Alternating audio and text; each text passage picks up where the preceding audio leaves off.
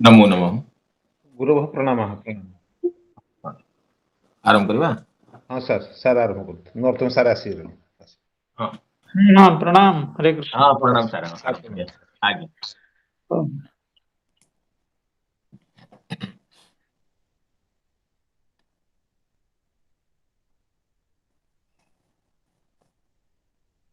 वन्देऽहं श्रीगुरो श्रीयुतपदकमलं श्रीगुरून् वैष्णवांश्च श्रीरूपं साग्रजातं सहगणरघुनाथान्वितं तं सजीवं साद्वैतं सावधूतं परिजनसहितं कृष्णचैतन्यदेवं श्रीराधाकृष्णपादान् सहगणललिता श्रीविशाखान्वितांश्च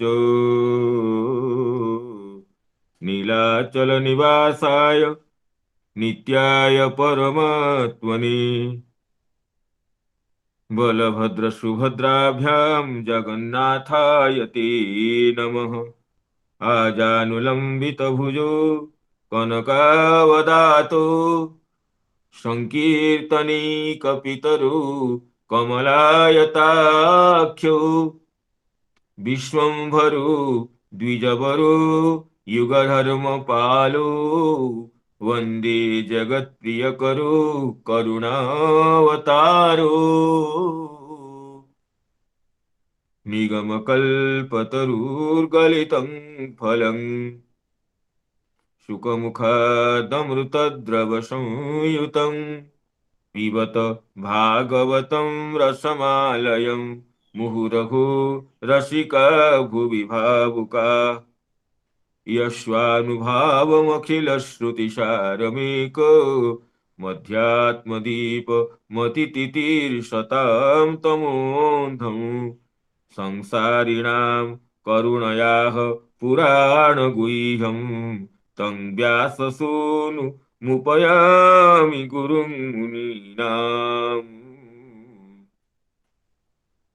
यस्या कदापि वसनाञ्चलकेलनोत्थ धन्यातिधन्यपवनेन कृतार्थमानि योगीन्द्रदुर्गमगतिर्मधुसूदनोऽपि तस्या नमोऽस्तु वृषभानुभुवो दिशेऽपि गोवर्धनो जयति शैलकुलाधिराजो योगोऽपिकाविरुदितो हरिदासवर्यः कृष्णेन शक्रमखभङ्गकृता समर्चितोज सप्ताहमस्य करपद्मतलेऽप्यवात्सीत् जयति तरणिपुत्री धर्मराजस्वसाया कलयति मथुराया सख्यमतीति गङ्गां मुरहरदयिता तत् पादपद्मप्रसूतं वहति च मकरन्दं नीरपूरच्छलेन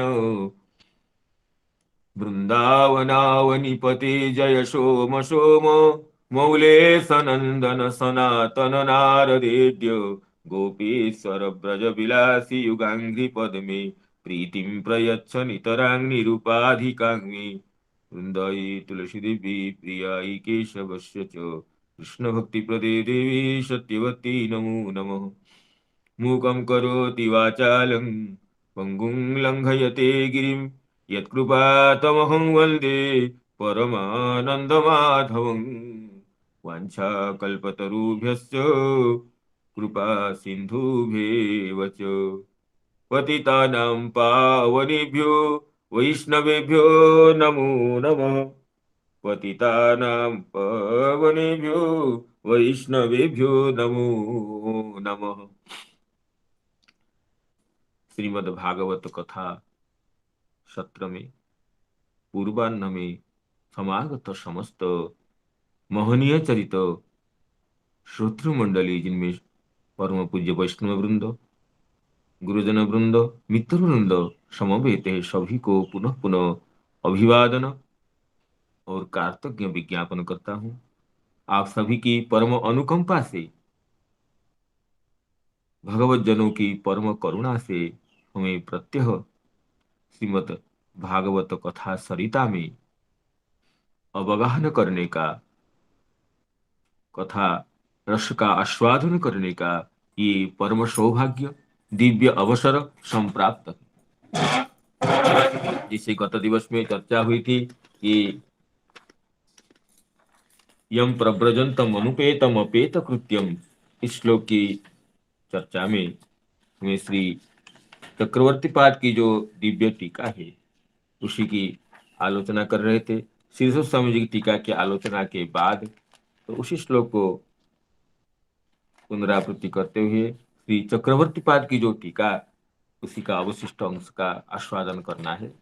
तो यम प्रव्रजंत मनुपेतमपेत कृत्यम द्वैपायनो विरह कातराजुहाव पुत्रेति तन्मयतया तरवोभिनेदु तं सर्वभूत हृदयं मुनिमानतोस्मि। श्रुत महर्षि शौनकादि ऋषियों की जो प्रश्न परंपरा था, षड प्रश्न था, षड प्रश्न के उत्तर देने के प्रसंग में जो कथा का प्रारंभ करते हैं प्रवक्तुम उपचक्रमे, तो उपक्रम में गुरु देवता नमस्कार रूप मंगलाचरण करते हैं। तो ये उग्र श्रवासुत जो कि रोमहर्षण सुत जी के पुत्र हैं, रोमहर्षणी है, उग्र श्रवासुत तो प्रवचन के प्रारंभ में गुरु देवता नमस्कार रूप मंगलाचरण करते हैं, जिसमें पहले श्री अपने गुरुदेव श्री शुकदेव जी की वंदना करते हैं। शुकदेव जी की वंदना में ये दिव्य श्लोक है कि तं सर्वभूत हृदय मुनिमान तुष्मि। इसमें श्री चक्रवर्तीपाद की जो व्याख्या है उसमें चक्रवर्तीपाद का ये अभिलाष, ये अभिवक्तव्य था कि ये कहते हैं कि ये सोनकादि मुनिगण जो प्रश्न किए गए, ऐकांतिक श्रेय क्या है, अर्थात अव्यभिचारी श्रेय क्या है, जिसके साधन से अवश्य कल्याण की प्राप्ति होगी, कल्याण का कल्याण मिलेगा, वो अव्यभिचारी श्रेय होता है। जिसका कभी श्रेय प्राप्ति में व्यभिचार न हो, जिसके साधन से अवश्य ही कल्याण की प्राप्ति होगी, इस तरह की अव्यभिचारी श्रेय उसको कहते हैं ऐकांतिक श्रेय। तो ऐकांतिक श्रेय जो कि चित्त प्रसादक हो और जो कि सर्वशास्त्र का सार हो, तो उसको क्या कहेंगे। इसकी अगर सांख्यो मीमांसा वेदांतो वेदांत सूत्र इसकी चर्चा करेंगे तो उसमें वेदांत सूत्रों के जो प्रणेता महर्षि वेदव्यास, उन्हीं की भी चित्त की प्रसक्ति नहीं हुई थी उनकी रचना से। खुद वेदव्यास जी कहते हैं कि अस्तीव में सर्वमिदम त्वयुक्तम तथापि नात्मा परितुष्यते में। इतने शास्त्र समूह की रचना करने के बाद भी मेरे चित्त में जो प्रसाद, जिसको प्रसन्नता कहते हैं, वो नहीं प्राप्त हुई। अगर जिसकी रचना से खुद प्रणेता को प्रसन्नता नहीं मिलती है, उसके उपदेश करने से सौनकादि मुनियों को प्रसन्नता मिलेगी, इसमें क्या निश्चितता है। अतः शुक परीक्षित संवाद में कहते हैं, इसमें ये चर्चा रही ततश्च जदाविर्भावेन तस्य अपि आत्मा प्रसीदति स्म। अतः नारद जी के उपदेश के द्वारा, जिसके आरंभ करने से, जिस शास्त्र का प्रणयन करने से श्री महर्षि वेदव्यास भी संपूर्ण कृतकृत्य हो गए थे, उनकी आत्मा भी प्रसन्न हो गई थी। खुद ही को कहते हैं कि यश्याम वही श्रूयमाणायाम कृष्णे परम पुरुषे भक्ति उत्पद्यते पुंसः शोक मोह भयापहा। इस भागवत शास्त्र का श्रवण मात्र से, श्रवण के प्रारंभ करते ही किं पुनः श्रुतायाम किं पुनः श्रवणानंतरम कीर्तितायाम। ये तो कोई कैमुतिक न्याय से अनेक अर्थ की उपस्थापन किए हैं टीकाकार ने, लेकिन कि श्रूयमाणायाम श्रीमद् भागवत शास्त्र श्रवण से प्रारंभ दशायाम एव भक्ति उत्पद्यते कृष्णे शोकमोह भयापहा। शोकम मोहम भयं च अपहंति या भक्ति सा उत्पद्यते प्रकटी भवती, ये बताए। अतः श्रीमद् भागवत शास्त्र का आविर्भाव मात्र से महर्षि वेदव्यास भी संतुष्ट हो गए थे। तो वही श्रीमद् भागवत शास्त्र को जो कहते हैं कि परीक्षिन महासदस्य तस्थुषामेव तेषाम सर्वसारवादी नाम, जो राजर्षि परीक्षित ब्रह्मशाप से दुखित होकर के निजे अपने अपराधों के लिए अनुताप करते हुए गंगा तट में समासीन होते हैं, तो समस्त मुनिगण वहां पहुंच जाते हैं। तो परीक्षित जी यही प्रश्न करते हैं कि मुझे मेरे कर्तव्य बताइए, किस साधन का अनुष्ठान करने से ये अल्प समय में भी मुझे ऐकांतिक श्रेय की प्राप्ति हो, परम कल्याण की प्राप्ति हो। इस तरह जो बताते हैं, लेकिन सभी मुनि ऋषियों का ऐकमत्य नहीं होता है। ऐकमत्य जब नहीं होता है तो उसी समय ये परमहंस कुल चूड़ामणि श्री सुखदेव जी पहुंचते हैं, और जिनको देख करके ये गूढ़ तेजा होने पर भी सुखदेव जी के दिगंबरं वक्त्र विकीर्ण केशम प्रलंब बाहुं समरोत्तमाभम ये प्रत्युत्थित प्रत्युत्थितास्ते मुनयः श्वासनेभ्यः तल्लक्षण ज्ञा अपि गूढ़ वर्चस्व। गूढ़ वर्चा होने पर भी ये तल्लक्षण ज्ञा मुनयः प्रत्युत्थिता। ये मुनिगण सब समझ गए कि ये परमहंस कुल मुकुटमणि सुखदेव जी है। यद्यपि वे अपने तेज को, अपने प्रभाव को, अपनी कांति को ये प्रच्छन्न रखते थे, फिर भी मुनिगण वहां पर प्रत्युत्थिता। उस सभा में तो सुखदेव जी के गुरु व्यासदेव जी, उनके गुरु देवर्षि नारद जी, सभी लोग थे। फिर भी वहां सुखदेव जी जब कहे कि ये म्रियमाण व्यक्ति का यही कर्तव्य है कि श्रीमद भगवत गुणानुवाद करना, और उसी तम जिस भागवत शास्त्र को में ब्रह्म समाधि को, ब्रह्मनिष्ठा को छोड़कर भी अध्ययन किया था। परिनिष्ठो भी नैर्गुण्य उत्तम श्लोक लीलया गृहीत चेता राजर्षि आख्यानं जदधीतवान तदहं तेभिधास्यामि महापौरुषिको भवान। मैं तुम महापुरुष के, श्री कृष्ण के चरण प्राप्ति के योग्य हो तो मैं तुम्हें वही भगवत कथामृत का आस्वादन कराऊंगा।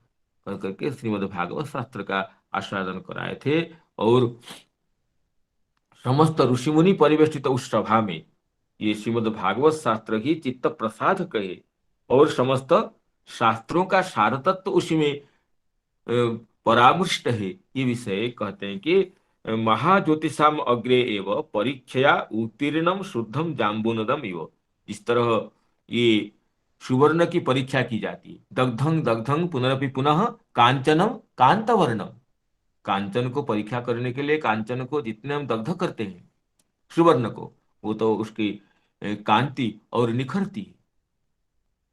इसी तरह जो जाम्बू नदम, ये जम्बू नाम जो जम्बू नदी है, जो जम्बू द्वीप में जम्बू नदस्य रसे भवम जाम्बू नदम, वहां पर ही उस सुवर्ण की जो मूल उत्पत्ति, जम्बू द्वीप की जो जम्बू नदी प्रवाहित होती है, वहां अत्युग्र जम्बू फल जो होते हैं, अत्युच्च निपातानां जम्बू फलानां रसेन जम्बू नाम नदी सर्वतः पवित्री कुर्वती प्रवहति, जो कहे पंचम स्कंद में। उस जम्बू नदी के नद के रस के संपर्क से ही सुवर्ण की जो मूल उत्पत्ति बताई गई है श्रीमद् भागवत शास्त्र में, इसलिए सुवर्ण का अपर नाम जाम्बू नद है।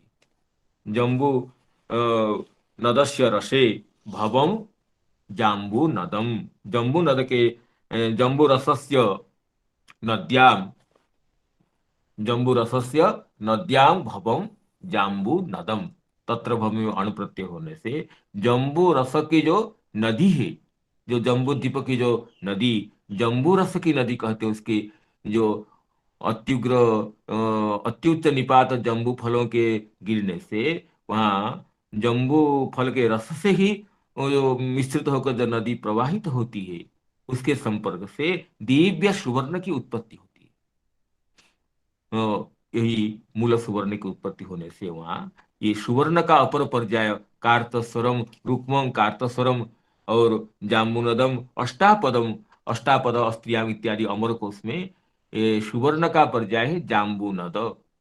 जम्बू रसस्य नद्यांग भवम जाम्बू नदम, ये जाम्बू रस शब्द का विग्रह है। जम्बू रस की जो नदी है उसमें जम्बू रस से नद्यांग भवम जाम्बू नदम कहते हैं। जैसे जाम्बू नद को, सुवर्ण को परीक्षा करने की यही विधि है कि वह ये अम, जब उसको अग्नि में निक्षिप्त करते हैं बन्ही में, वो उसकी कांति और निखरती है। जबकि और दूसरे जो तेजियान वस्तु है, कभी कभी सुवर्ण से भी ज्यादा चमकते हैं, लेकिन वो अग्नि में गिरने से वो तो दग्ध हो जाते हैं, काले हो जाते हैं। लेकिन सुवर्ण की कांति तो और बढ़ती है। दग्धं दग्धं पुनरपि पुनः कांचनम कांतवर्णम। तो इसी तरह ये और ये समस्त सारवादी ऋषियों की सभा में ये श्रीमद् भागवत शास्त्र की जो प्रामाणिकता, जिस भागवत शास्त्र को जब कहने के लिए शुकदेव जी बैठते हैं तो देवतागण में पहुंचते हैं। सुधा कुंभं गृहीत्वेव देवा तत्र समागमन। देवता भी पहुंच जाते हैं कि ये हमें अमृत को लेकर के राजर्षि परीक्षित जी को दे दीजिए। कहते सुखदेव जी को कि आप ये अमृत कुंभ को लेकर के राजर्षि परीक्षित को दे दीजिए और हमें आप कथामृत पिलाइए। लेकिन सुखदेव जी तदा सुखदेव जी क्या करते ना, तदा तान जहाश हंसते हैं कि को कथा कहाँ पर है, और ये अमृत, ये जो लौकी का अमृत कहाँ पर है। को कथा को सुधा को कथा लौकी को काचक को मणिर्महान ब्रह्मरातो विचार्येवं तदा देवान् जहासः अभक्तांस्तांश्च विज्ञाय न ददोष कथामृतम। देवगण लौकिक अमृत की विनिमय से, चाहे स्वर्गीय भी हो, लेकिन वो तो लौकिक ही है, प्रापंचिक अमृत है। इसलिए वो जो विनिमय के माध्यम से, जो प्रापंचिक अमृत के विनिमय करके कथामृत लेना चाहते हैं, तो इसलिए तो अभक्तांग तांश विज्ञाय, ये अमृत के कथा, प्रापंचिक अमृत के विनिमय से भगवत कथामृत, जो सच्चिदानंद कथामृत लेना चाहते हैं देवगण, उनको वो व्यवसायी समझ करके, ये अपरिणत मस्तिष्क के विचार समझ करके उनको ये सुखदेव जी भी उनको प्रत्याख्यान कर दिए थे कि ये कथामृत के सामने, कथामृत के विचार तुला में ये तो स्वर्ग का अमृत भी अति न्यून है। इसलिए श्रीमद् भागवती वार्ता सुराणांगपि दुर्लभा, श्रीमद् भागवती वार्ता तो देव दुर्लभ है। तो उसी सभा में सुखदेव जी राजर्षि परीक्षित जी को श्रीमद् भागवत कथामृत का जो आस्वादन कराए थे, और सभी ऋषि मुनिगण परिवेष्टित सभा में सुखदेव जी ये अत्यंत उदार कंठ से घोषणा कर दिए थे कि भगवान के कीर्ति का श्रवण ही समस्त दुखों के अपनोदन का एकमात्र हेतु है, जो कि श्रीमद् भागवत में वर्णित है। इस भक्ति को पाकर ये मुक्ति भी तिरस्कृत हो जाती है। प्राप्त मुक्ति प्राप्त महात्मा गण भी इस भक्ति को आदर करते हैं। उसी भक्ति का सांगोपांग वर्णन जिस शास्त्र में है, उस कहते हैं उसी का ही ये समस्त ऋषि मुनि परिवेष्टित सभा में ये श्रीमद् भागवत का ही परम महत्व निर्विवाद सिद्ध हुआ था। जिस तरह परीक्षया उत्तीर्ण शुद्धम जाम्बो नदम इव आत्म प्रसादकत्वे निर्विवादम एव। आत्म प्रसादन करने में, अंतकरण चित्त बुद्धि मन इंद्रिय सबको प्रसन्न करने में श्रीमद् भागवत की अपूर्व शक्ति है, ये तो निर्विवाद सिद्ध हुआ था। इसलिए श्री शौनक जी ये विचार करते हैं कि शौनक जी के प्रश्न को सुनकर सूत जी कि मुझे इनको श्रीमद् भागवत का श्रवण कराना है, जिससे सर्वशास्त्र सारभूत ऐकांतिक श्रेय का भी ज्ञान हो, और जो कि आत्म प्रसादक भी होगा। अतः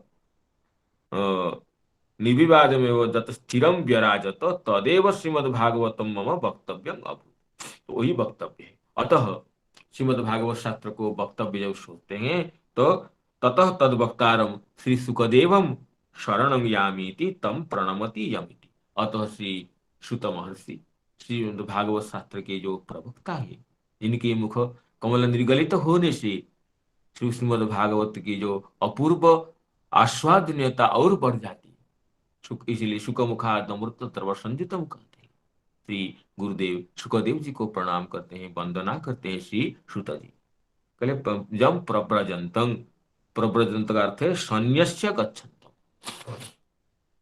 प्र धातु का तो अर्थ है गमन करना, लेकिन उसमें जो प्र उपसर्ग लग जाता है तो उसका अर्थ होता है कि संन्यास पूर्वक जाना। खाली व्रजंतं नाम गच्छन्तम्, लेकिन प्रकर्षेण व्रजन्तं नाम सर्वं मोहं परित्यज्य संसारस्य वासनां परित्यज्य सांसारिकेषु वस्तुषु आसक्तिं परित्यज्य यत् व्रजनं तत् प्रव्रजनं नाम संन्यास पूर्वक संन्यास्य गच्छन्तम्। संन्यास लेकर के जो जा रहे थे जन्म होते ही जो शुकदेव जी, और कैसे ना अनुपेतम निकटं अपि अप्राप्त, जन्म होने के बाद पिता के बाहुबंधन से आलिंगित भी नहीं हुए थे। जन्म होते ही वो भगवान को प्रणाम करके सन्यास के लिए चल दिए थे। निकटं अपि अप्राप्त। और अपेत कृत्यम, जो संस्कार ब्राह्मण के है, उपनयन आदि संस्कार, वो संस्कार कुछ भी नहीं हुआ है। फिर भी जन्म लेते ही सुखदेव जी समस्त कृत्य रहित जो है, जो कि ज्ञान अर्थात जो ज्ञान की परम काष्ठा में पहुंच चुके हैं, उनके लिए कोई संस्कार की जरूरत नहीं है। संस्कार का अर्थ होता है गुण का आधान करना, संस्कार नाम गुणाधानम। लेकिन जो कि और समस्त अंतिम गुणों का जो अंतिम लक्ष्य है कि ब्रह्म तत्व की उपलब्धि करना, उस ब्रह्म तत्व को उपलब्ध करके सुखदेव जी गर्भ से प्रकट होते हैं। तो उनके लिए संस्कारों का वैयर्थ्य है, संस्कार की आवश्यकता ही नहीं है, ये प्रतिपादन करते हुए सुखदेव जी जन्म होते ही प्रव्रजंतम और संन्यास लेकर जा रहे हैं। जिसके संस्कार इसलिए करते हैं कि अंतर के दोषों का अपाकरण हो, दोषों का अपाकरण हो करके, पापों का अपाकरण हो करके उसमें गुणों का आधान हो, इसलिए संस्कार की आवश्यकता है। लेकिन जो सुखदेव जी गर्भ में ही ये ब्रह्म तत्व निष्ठा में समाधिरूढ़ है, जन्म लेते वो प्राप्त ब्राह्मी विद्या को प्राप्त तिथि में अधिष्ठित है, तो उनके लिए संस्कार की क्या आवश्यकता है। यही प्रतिपादन करते हैं कि अपेत कृत्यम नाम उपनयनादि रहितम।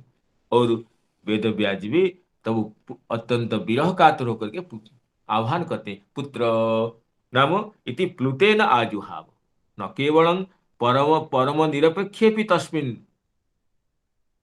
तत् पिता एव स्निग्ध अभूत। कहते हैं कि सुखदेव जी तो परम निरपेक्ष है, किसी की अपेक्षा नहीं है। मुझे संन्यास लेकर निकल जाने से मेरे माता पिता दुखी होंगे, इन भावों का विचार ही उनके मन में नहीं है, क्योंकि वो ब्राह्मी विद्या की जो परास्थिति है उसमें समधिरूढ़ है, उनके लिए संसार का भान ही नहीं है। अतः निरपेक्षम तम, तो कहते हैं कि उसमें तो उनमें तो न तत् पिते पिता एवं स्निग्ध अभूत अपितु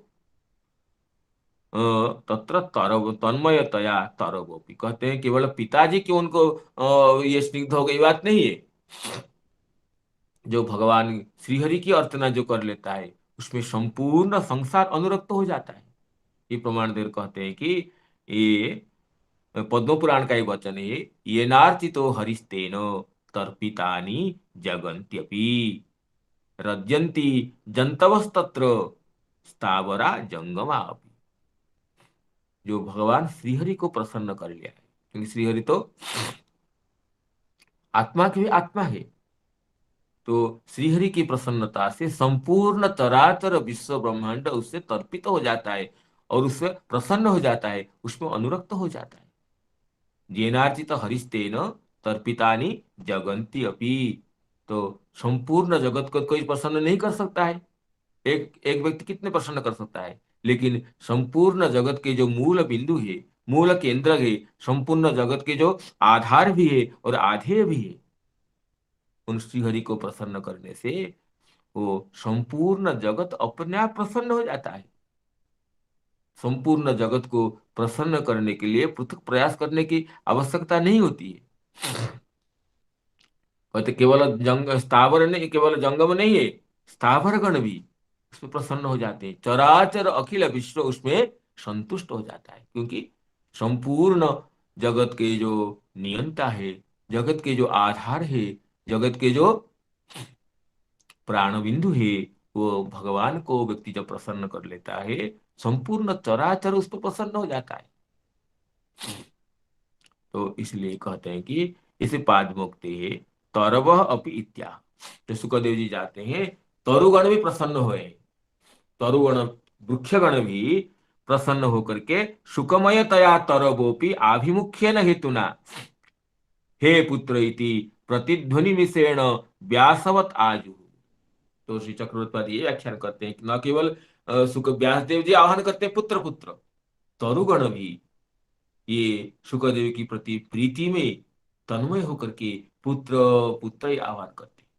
जो ये व्यासदेव का जो व्यासदेव जब प्लुत प्लुत करके आह्वान करते हैं, उसकी जो प्रतिध्वनि होती है, कहते हैं प्रतिध्वनि नहीं है, प्रतिध्वनि की बहाने से तो तरुगण ही शब्द कर रहे हैं। तरुगण भी शुक्रदेव की प्रति स्निग्ध होकर के, अनुरक्त होकर के वे भी पुत्र पुत्र पुकारते हैं। अर्थात शुक्रदेव के प्रति केवल व्यासदेव पिता ही स्निग्ध हुए नहीं है, संपूर्ण स्थावर गण भी उनमें अनुरक्त है। और अनुरक्ति के फलस्वरूप वो तरुगण भी विरह दग्धीभूत चेता होकर के उनको पुकारते हैं। कहते हैं कि कैसे का आप कहते हैं कि तरुगण भी शुक्रदेव में अनुरक्त है, यह अर्थ कहाँ से आया ना? कहते हैं यो ही जस्मिन आसज्जति स तन्मय इति उच्यते। जो तन्मय, ये जो मयट प्रत्यय है, ये मयट प्रत्यय का अर्थ होता है कि तन्मय कहने से तदासक्त अर्थ का बोध होता है। यो ही यस्मिन आसज्जति, जो जिसमें आसक्त होता है उसको तन्मय कहते हैं। मयट शब्द का अर्थ है जैसे, अर्थात प्राचुर्य अर्थ होता है। इस प्राचुर्य अर्थ होने पर व्यवहार में इसमें जो जिसमें आसक्त होता है उसी का भाव, उसी का स्वरूप उसके अंतरात्मा में प्रचुरतया आ जाता है। वो तदाविष्ट चित्त होकर संपूर्ण जगत को तद्रूपतया अनुध्यान करता है। अतः जो जिसके प्रति आसक्त हो जाता है उसको तन्मय कहते हैं। जैसे कहते हैं स्त्रीमय कामुक, कामुक के लिए प्रयोग आता है, कामुक स्त्रीमय जगत पश्यति। कामुक संपूर्ण जगत को स्त्रीमय देखता है, अर्थात वह स्त्रियांग आसक्त, स्त्री में जो आसक्त है उसको स्त्रीमय कहते हैं, और जो ब्रह्म में आसक्त है उसको ब्रह्ममय कहते हैं। तो इसलिए ये जो मयट प्रत्यय है ये तदाशक्ति का द्योतक होता है। अतः तन्मयतया नाम शुक्रदेव में आसक्त होने से, शुक्रदेव में, श्री शुक्रदेव जी में अनुरक्त होने से तरुगण भी ये कहते हैं अभिनेदुहु, तरुगण भी ये अभिनंदन करते हैं, पुत्र पुत्र कहते हैं, शुक्रदेव जी को ही विरह चित्त से पुकारते हैं। न केवल वेदव्यास ही कहते हैं, तो शुक्रदेव जी की ऐसी अलौकिक महिमा है, ऐसी और ऐसा अलौकिक व्यक्तित्व है कि उनको जो देखता है वह आकृष्ट हो जाता है, वो उनमें अनुरक्त हो जाता है, स्निग्ध हो जाता है। वो तो ब्राह्मी वृत्ति के आधार है। आगे तो इतनी चर्चा होगी जब श्री व्यासदेव जी जाते हैं पीछे पीछे और शुक्रदेव जी आगे जा रहे हैं, तो उसमें जो दिव्य पुष्करिणी में जो अप्सरागण स्नान करते हैं, वो अप्सरागण शुक्रदेव जी को देख करके बिल्कुल लज्जित नहीं होते, लज्जिता नहीं होती है। जो निर्वस्त्र होकर स्नान करने वाली अप्सराएं वो शुक्रदेव जी को देखकर तन्मय हो जाती हैं, उनका लज्जा भी नहीं आती है कि शुक्रदेव जी तो ब्रह्मभूत हैं, ब्रह्म स्वरूप है। तो क्योंकि उन तो इसलिए, लेकिन जो उनके अनुसरण करते हुए महर्षि वेदव्यास जी पीछे पीछे आते हैं, तो तुरंत यो अप्सरागण वो लज्जा का अनुभव करती हुई तट पर आकर के वस्त्र पहन लेती है। और इस विषय को देखकर जब व्यासदेव जी पूछते हैं कि मेरे युवा पुत्र आगे गया, आप उसको देख करके आपके मन में कोई लज्जा, कोई संकोच, कोई भावांतर नहीं हुआ, और मैं तो अत्यंत वृद्ध हूँ, पितृकल्प हूँ आप सबके, फिर आप लोग कैसे वस्त्र पहन जाते हैं? तो अवसरण वहां बताते हैं कि ये स्त्री पुंभिता विदा न तो सुतस्य विविक्त दृष्टि। आप तो गुरुजन है, वृद्ध है, ठीक है, लेकिन आपको स्त्री पुरुष का भेद ज्ञान है। यंग स्त्री अयंग पुमान आप जानते हैं, लेकिन शुक्रदेव जी इतने ब्रह्मभूत है कि उनको स्त्री पुरुष का भेद ज्ञान ही नहीं है। तो कहते हैं दृष्टानुयान्तम ऋषिमात्मजमप्य नग्नम देव्यो ह्रिया परिदधुर्न सुतस्य चित्रम। दृष्टानुजान्तम ऋषिम आत्मजम अनग्नम, और जो व्यास देव जी अनग्न है उनको देख करके देव्य ह्रिया परिदधु न तो सुतस्य चित्रम तद्वीक्ष्य पृच्छति मुनौ जगदू। उस देखकर जब व्यास देव जी अपने अपनी शंका के निराकरण के लिए पूछते हैं तब अवसरागण कहते हैं स्त्री पुंभिदा न तो सुतस्य विविक्त दृष्टि। आपको तो स्त्री पुरुष का भेद ज्ञान है। जब आपको भेद ज्ञान है हमें तो तदहेतु को लज्जा की उत्पत्ति तो होगी ही। लेकिन सुखदेव जी इतने प्राप्त भगवत स्वरूप है, उनको देखकर तो भगवान के चरण में ही मन निविष्ट हो जाता है। उसमें लज्जा आदि भावांतर की उत्पत्ति ही नहीं होती है। तो इसी तरह कहते हैं कि सुखदेव जी को दर्शन करके तरुगण भी तन्मय हो जाते हैं। इसलिए जो कहते हैं कोई कोई पूर्व पक्षी ये कहते हैं वेद व्यास जी भी जब पुत्र विरह से आतुर हो गए हम लोग क्यों नहीं हो गए। तो हम अपनी जो आसक्ति है, अपनी जो ममता है, हम उसको तो हेय समझते नहीं है। उसको बड़े बड़े महापुरुष भी आरोप करने के लिए लज्जित नहीं होते। जब द्रौपदी को अभिमान हो गया हम क्या, हम हमारा अभिमान आने से क्या हानि है। जब अर्जुन को मोह हो गया तो हमें मोह आने से क्या हानि है। जब व्यास देव जी को पुत्र का मोह हो गया हमें मोह आ जाए क्या हानि है। तो इस तरह जो अत्यंत अतत्वज्ञ है, अविवेकी है, उनके लिए कहते हैं श्री चक्रवर्ती पाद कि तेन सर्व मनोहरे भगवत विरहे विग्रहे इव तस्मिन् स्नेहोयं न प्राकृत मोह इति व्यासस्य अपि अविवेकोयमिति दोषः पराहत। जो अततज्ञ कहते हैं कि ये व्यास जी का भी अविवेक है। इतने शास्त्र रचना करने से क्या हुआ, पुत्र मोह से दौड़ते हैं पीछे। इस तरह जो अविवेकी व्यक्तिगण व्यास देव जी के ऊपर भी भगवत स्वरूप परम तत्वज्ञ महर्षि वेदव्यास जी को भी ये अविवेक कहने के लिए कुंठित नहीं होते।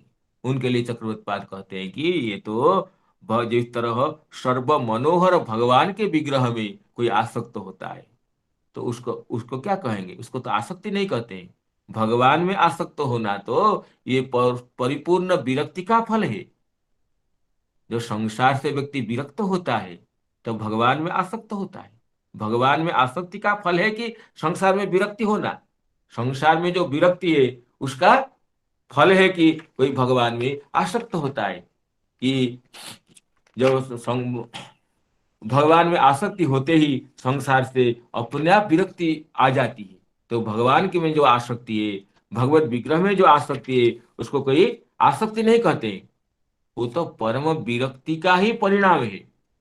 परम विरक्ति ही भगवत विग्रह में आसक्ति के रूप से परिदृष्ट होता है। इसलिए जब भगवान ने देवर्षि नारद जी को पूर्व जन्म में दर्शन देते हैं और कहते हैं कि देखिए हंतास्मिन् जन्मनि भवान न मां द्रष्टुमिहार्हति अविपक्व कषायाणाम दुर्दर्शहं कुयोगिनां सकृद्दर्शितं रूपम एतत् कामाय ते नघ मत्कामः सनकी सर्वान् साधु मुंचति हृत्सयान। जब किसी व्यक्ति की मुझ में कामना होती है, अर्थात मुझे प्राप्त करने की किसकी कामना होती है, वो तो समस्त कामनाओं को छोड़ देता है। अर्थात भगवत विषय का कामना संपूर्ण कामना को परास्त करता है। भगवत विषय का आसक्ति संपूर्ण आसक्ति को नष्ट कर देता है।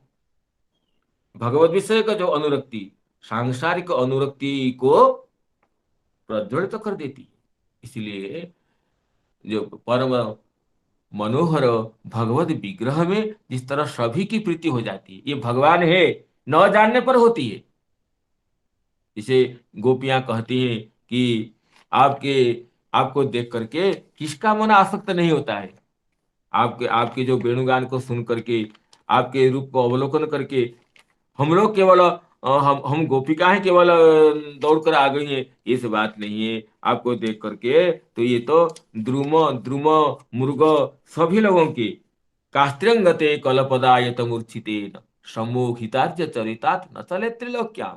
ऐसे कौन नारी है जो तुम्हारे इस कमनीय कांत स्वरूप को अवलोकन करके नवनीरद निंदित कांति को ये नेत्रगोचर करके ये आकृष्ट न होगा। स्त्रियों की बात तो दूर है, ये तो त्रैलोक्य सौभगमिदं च निरीक्ष्य रूपम यद्गो द्विज द्रुम मृगा पुलकान्य त्रिभुवन कमनीय इस तुम्हारी जो रूप सुधा है, ये तुम्हारे जो ये सौंदर्य बारिधि है, उसमें अवगाहन करने की तो दूर की कथा, केवल प्रेक्षण मात्र से ही, अवलोकन मात्र से ही जद गो द्विज द्रुम मृगा, गोगण और पक्षीगण और द्रुमगण और हरिणी गण भी क्या करते हैं ना, ये पुलकान्य विभ्रम, पुलकित हो जाते हैं, जंगम स्थावर हो जाता है, स्थावर जंगम हो जाता है, सब अपने अपने धर्म को भूल जाते। तो ये नहीं जानते कि भगवान है, लेकिन भगवत स्वरूप में इस आकर्षकता है, भगवान के गुणों में इस आकर्षकता है। तो भगवान के गुण सुनने से ही वो कर्ण को सुखद होता है, भगवत रूप के अवलोकन करने से ही वो नयन को अभिराम प्रतीत होता है। ये तो स्वभाव है। अतः कहते हैं कि चक्रउत्पाद की तेन सर्व मनोहरे भगवत विग्रह वो, भगवान का श्री विग्रह, भगवान का जो स्वरूप, ये सभी के मनों को हरण कर लेता है। इसी तरह शुकदेव जी के भी दर्शन मात्र से ये सभी का उनमें स्नेह उत्पन्न हो जाता है, क्योंकि शुकदेव जी प्राप्त भगवत स्वरूप महामुनीन्द्र है, महामुनीन्द्र मृग्यमाण पद्धति है शुकदेव जी। अतः उनके दर्शन से सभी की आसक्ति होती है। तो व्यास देव जी भी, उनको जब सुखदेव जी जन्म होते ही प्रव्रज्ञा लेकर चलते हैं, सब ये संन्यास के लिए कुछ संकल्प होकर निकल जाते हैं, तो वो वेद व्यास जी भी विरह विदग्ध होकर के पुत्र पुत्र पुकारते हैं। लेकिन उन अतः ये उनकी जो आसक्ति कोई लौकिक नहीं है, कोई अविवेक जन्य नहीं है, मोहजन्य नहीं है, ये तो भगवान के लिए भक्त की जो आसक्ति होती है, वही आसक्ति। नंद बाबा का कृष्ण के लिए जो आसक्ति है, उसको कोई मोह कहता है क्या? वो तो प्राप्त मोह मुनीन्द्रों का मुर्ग्यमाण है। इसी तरह चाहे पुत्र भाव से हो, चाहे जो भाव सखा भाव से जिसके भी हो, लेकिन भगवान के लिए जो आसक्ति जिस भाव में भी हो, वो तो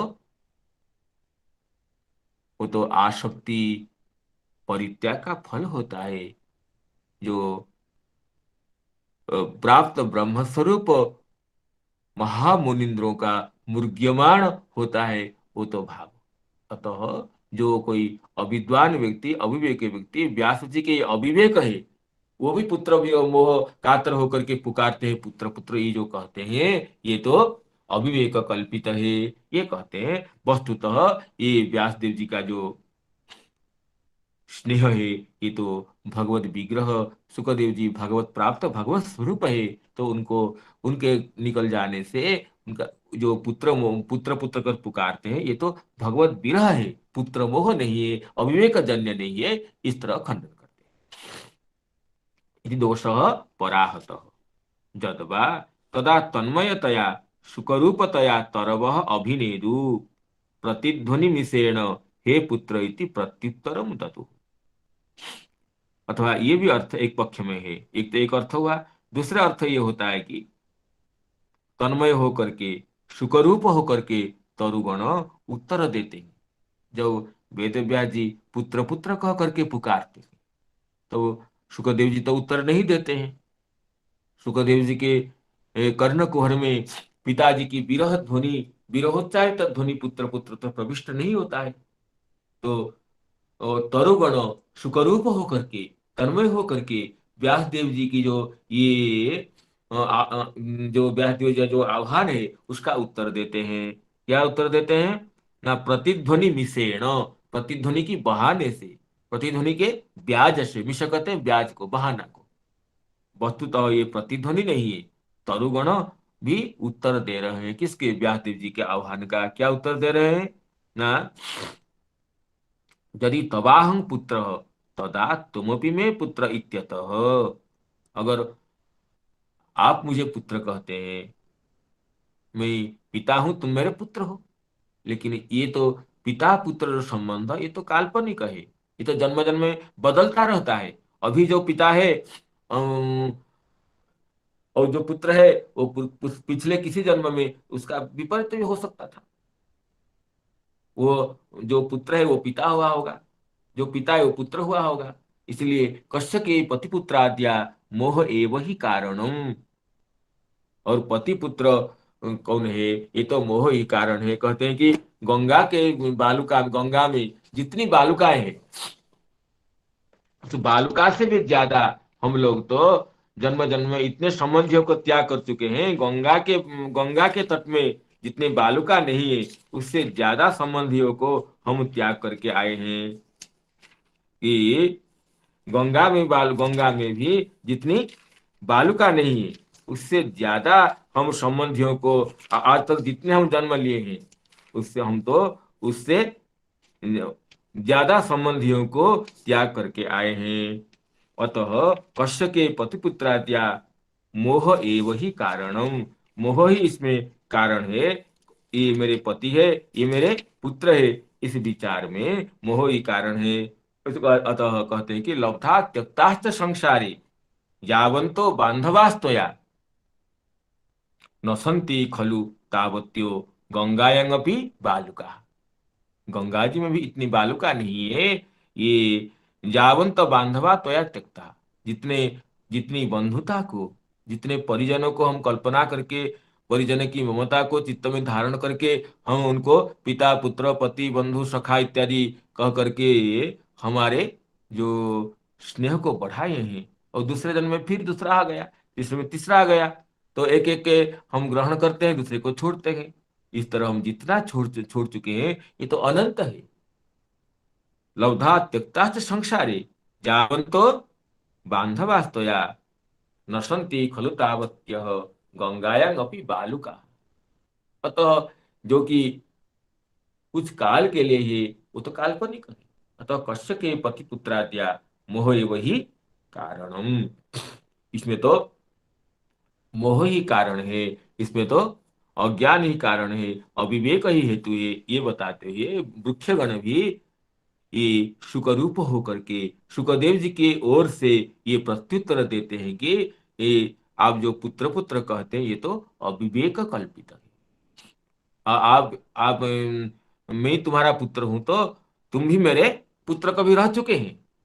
तो पिता पुत्र जन्य जो संबंध है, वो तो सैद्धांतिक नहीं है, शाश्वतिक नहीं है, नित्य नहीं है, ये कहते हैं।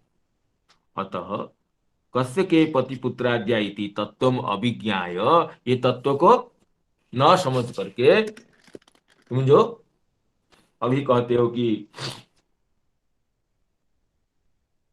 मैं तुम्हारा पुत्र हूं, ये तो अविवेक कल्पित है।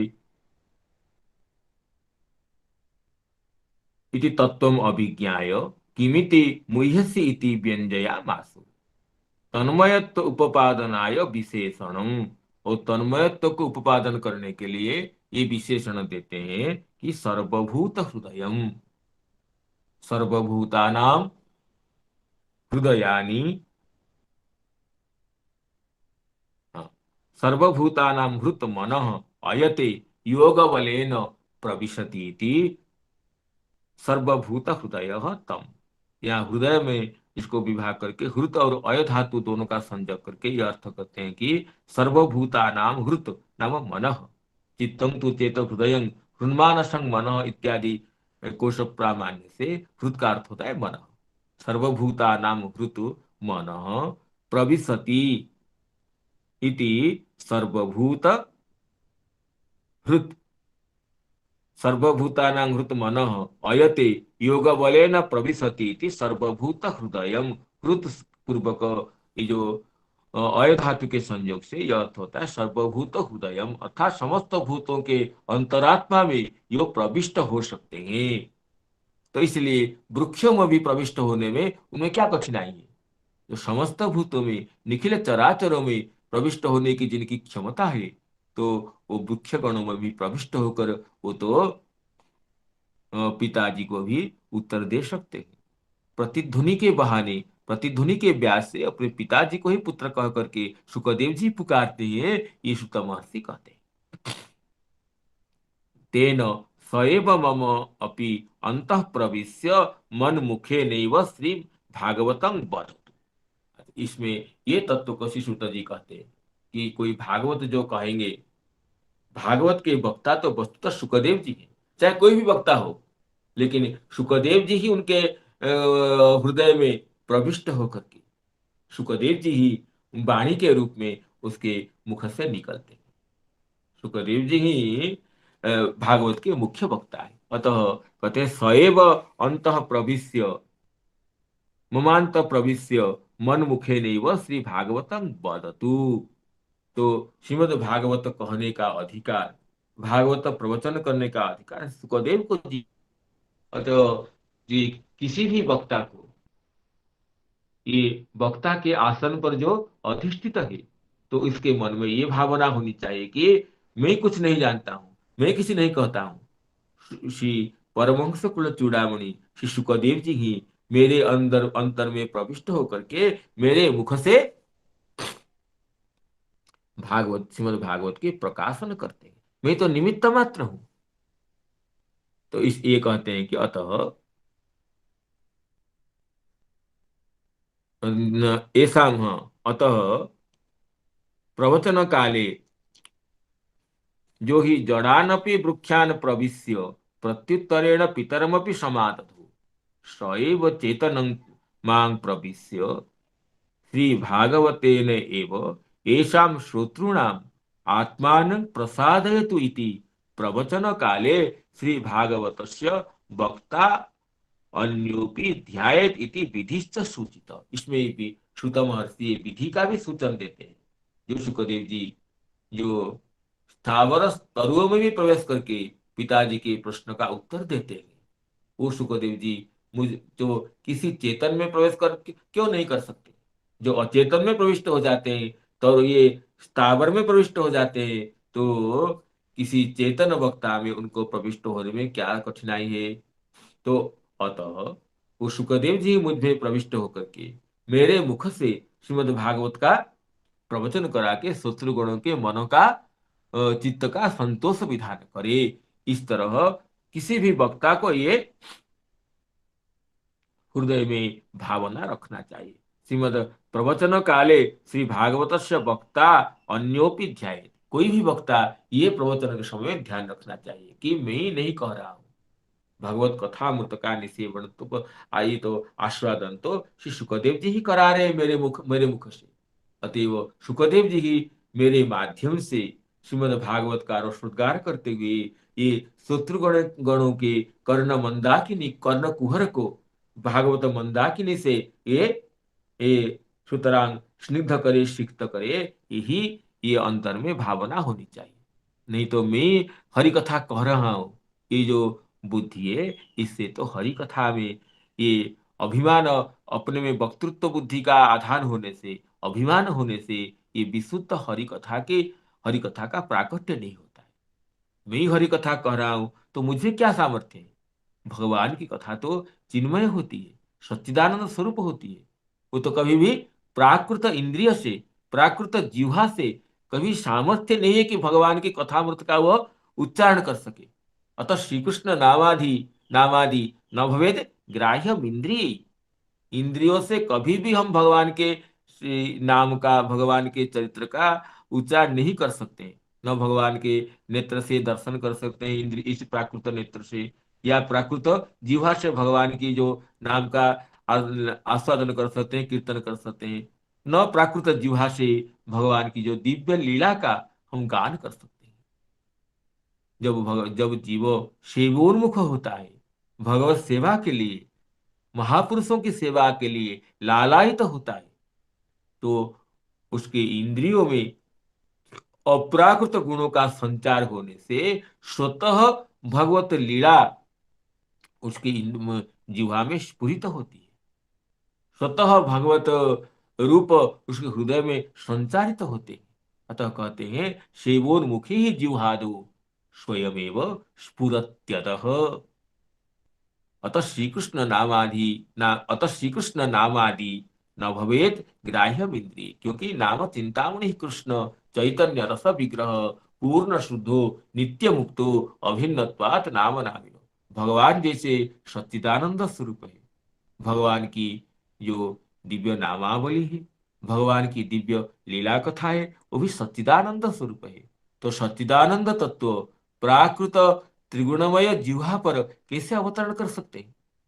जो जीव हरि कथा परिवेशन के लिए उन्मुख उन्मुख होता है, भगवान कृपा करके ये हरि कथा है उसके जीवा पर खुद अवतरण करते हैं।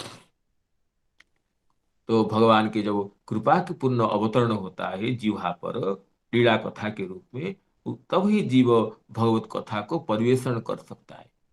लेकिन जब जीव में अहंकार आ जाता है, मैं वक्ता हूँ, मैं हरि कथा कहता हूँ, मैं हरि कथा कहकर इन श्रोताओं के मन को आह्लादित करने की क्षमता रखता हूँ, तो उस अहंकार की भावना से तो ये विशुद्ध हरि कथा कहने के अधिकार से वंचित हो जाता है। अतः श्री चक्रवर्तीवाद कहते हैं कि किसी भी वक्ता को जब वह श्रीमद् भागवत शास्त्र के प्रवचन करने के लिए प्रारंभ करता है, तो उसे मन में ये अनुध्यान रखना चाहिए कि शुकदेव जी ही मेरे अंतर में प्रविष्ट होकर के श्रीमद् भागवत कथा का आस्वादन कराते हुए इन श्रोताओं के मन को प्रसन्न कराए।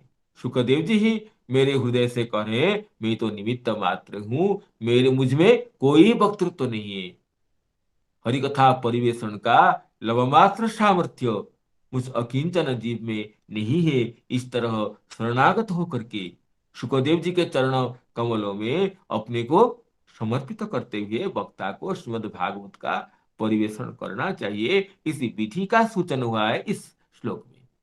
श्री सुत महर्षि भागवत कहने से पहले सर्वभूत हृदय श्री शुकदेव जी का जो विशेषण देते हैं, जो समस्त भूतों के हृद को जा सकते हैं। सर्वभूतानां हृत अयते नाम योग बलेन प्रविशति।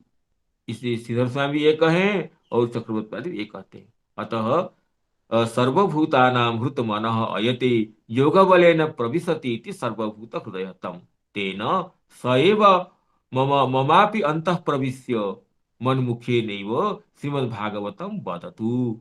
योगी जडानपि वृक्षान् प्रविश्य प्रत्युत्तरेण पितरमपि समादधु सएव चेतनं मां प्रविश्य मन्मुखे नैव श्रीमद्भागवतं वदतु। यो हि जडानपि वृक्षान् प्रविश्य प्रत्युत्तरेण पितरमपि समादधु स एव चेतनं मां प्रविश्य श्री भागवतेन एव येषां श्रोतॄणाम् आत्मानं प्रसादयतु इति प्रवचन काले श्री भागवतस्य वक्ता अन्योपि ध्यायेत् इति विधिश्च सूचित।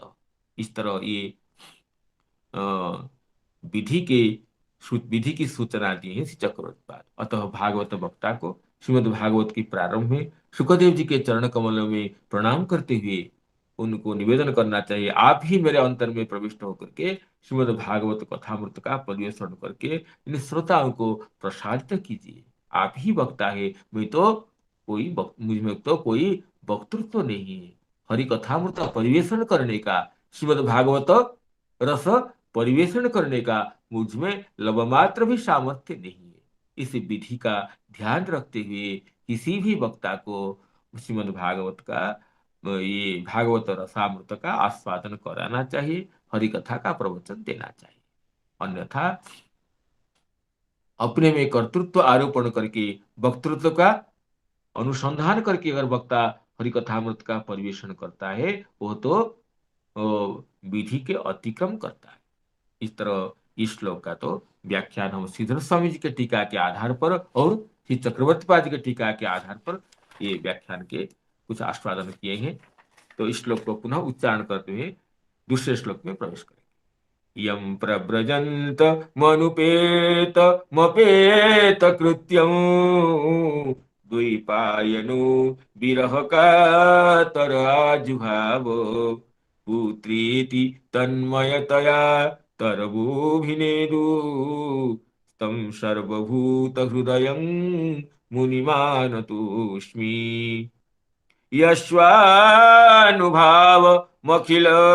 श्रुतिसारमेक मध्यात्मदीप मतितितिशतां तमोन्धम् संसारिणां करुणयाः पुराणगुह्यं तं व्याससूनुमुपयामि गुरुमुनीनां तं व्याससूनुमुपयामि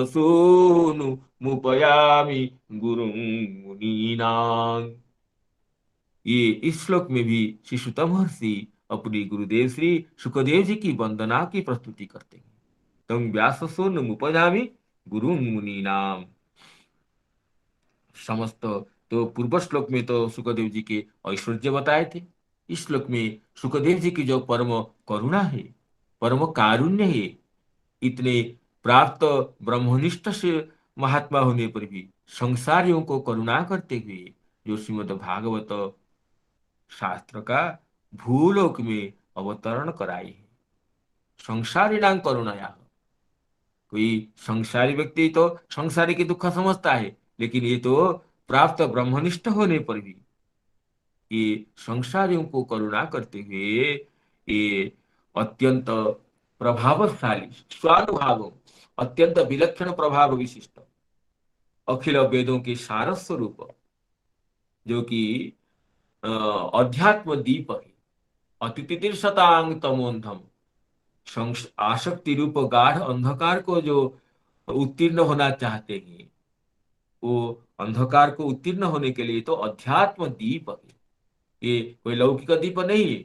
लौकिक दीप के तो ये तैल की और वर्तिका की जरूर आवश्यकता है, तो इसके लिए तो किसी जरूरत नहीं। तो अध्यात्म दीप है, अलौकिक प्रदीप है, मणिमय दीप है, और जो कि अध्यात्म तत्वों को प्रकाशित भी करता है। तो ये अध्यात्म दीप है।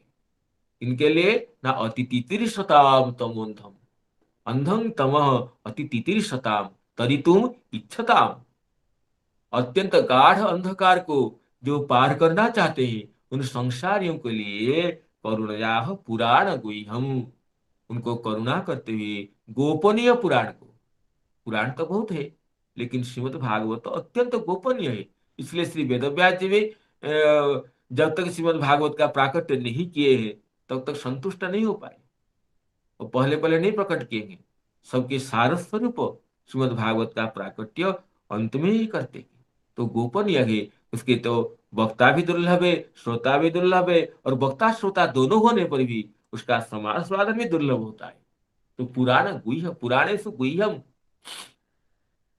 तम व्यास सोनुम उपजामि गुरु मुनिनाम। निखिल मुनियों के जो गुरु है, संपूर्ण मुनियों के जो उपदेष्टा है, इसे वेद व्यास जी से तो सुखदेव जी भागवत पढ़ेंगे, लेकिन जब सुखदेव जी भागवत का प्रवचन करते हैं उस सभा में श्रीमद् भागवत रसास्वादन लोभी होकर के व्यास देव जी विराजमान है, और व्यास देव जी के गुरु श्री देवर्षि नारद जी भी विद्यमान है। जो देवर्षि नारद जी के उपदेश से ही श्री वेद व्यास जी श्रीमद् भागवत का प्रणयन किए गए, वो महर्षि वेद व्यास जी भी ये शुक परिस्थिति की जो संवाद सभा है उसमें विराजित है। तो इसलिए सकल मुनिगण भी श्री शुकदेव जी को ये अपने गुरु रूप से श्रीमद् भागवत के प्रदातृत्व गुरु रूप से ही अनुभव करते हैं। निखिल मुनियों गुरु निखिल गुरु मुनियों के जो गुरु हैं उनको प्रणाम करते हैं। ये सामान्य अर्थ है। उस टीकाकार के अर्थ देखते हैं। श्री सुधर स्वामी जी कहते हैं कि तत्कृपालुताम दर्शन आह। और प्रथम श्लोक में ये तो शुकदेव जी के जो ऐश्वर्य बताए थे, सुकस्य ऐश्वर्यम तत्चरितेन द्योतन आह बताए थे। अब इस श्लोक में तत्कृपालुताम दर्शन आह जयति, ये इसमें शुकदेव जी की जो ऐश्वर्य के साथ साथ परम कारुण्य भी है, इसके प्रभाव भी हो, सामर्थ्य भी हो और करुणा भी हो, तो वो तो परिपूर्णता होती है। सामर्थ्य हो लेकिन करुणा न हो, और करुणा हो और सामर्थ्य न हो, तो फिर तो वो संयोग तो फिर बेकार हो जाता है। लेकिन जब सामर्थ्य के साथ साथ कारुण्य का भी प्रवेश होता है, वो मणिकांचन योग होने से वो तो परम कल्याणकारक होता है। तो सुखदेव जी जैसे परम ऐश्वर्यवान है, इस तरह परम कारुण्यवान भी है, परम करुणामय है। अत कहते हैं कि तत्कृपालुताम दर्शन आह। इस तरह इस श्लोक की व्याख्या हम आप सभी की करुणा से श्रीमद् भागवत की परम अनुकंपा से आगामी दिवस में इसकी चर्चा करेंगे। तो आज के लिए आप सभी की सब श्रोत्री मंडली के चरणों में प्रणाम करते हुए, अपनी संजात त्रुटियों के लिए क्षमा याचना करते हुए, तो इस श्लोक को पुनः उच्चारण करते हुए मैं अपनी वाणी को विराम देना चाहता हूँ। यस्वानुभावमखिल श्रुतिसारमेको मध्यात्मदीप मतितितीर्षतां तमोऽन्धं संसारिणां करुणयाः पुराणगुह्यं तं व्याससूनुमुपयामि गुरुं मुनीनां तं व्याससूनुमुपयामि गुरुं मुनीनां। नमो नमः सर्वेभ्यो नमो नमः।